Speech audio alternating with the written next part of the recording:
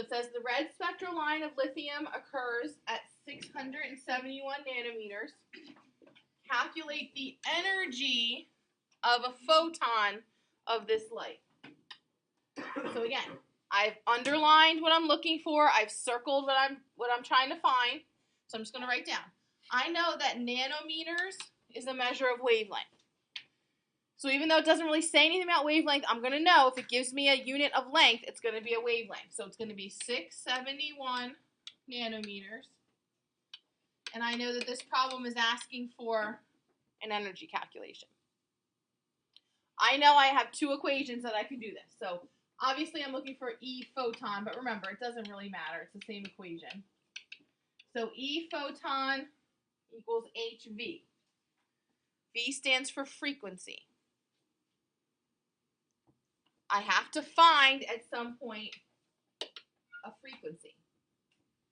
But I know that if I use my equation, C equals lambda V, or this is going to turn into V equals C over lambda, I can find the frequency and then go back and plug it into the energy equation. So I'm going to do two separate things first of all here. Two separate calculations. So the first thing I need to do, though, is take care of this. Remember, C is 3 times 10 to the 8th meters per second. So first I need to turn that to meters. Remember, you're going to do 671 nanometers, 1 meter at the top, 10 to the 9th on the bottom, and that's going to turn into 6.71 times 10 to the negative 7th meters. So there's my lambda now. It's down there. So now, two separate equations. First, I'm going to solve for frequency. I'm going to say frequency equals C over lambda.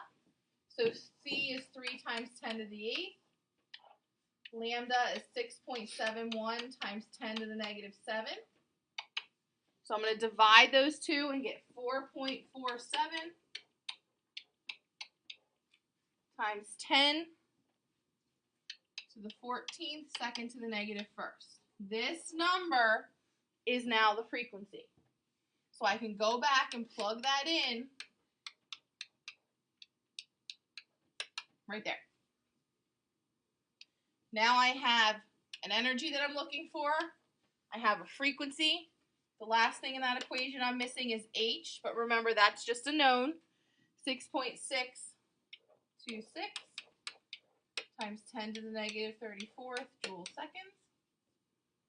Ready to plug in the second time. So the energy of a photon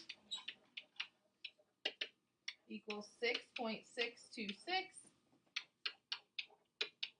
times 10 to the negative 34th times my frequency.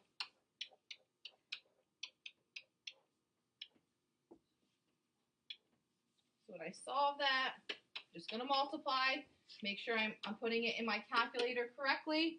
You should get 2.96 times 10 to the negative 19th joule.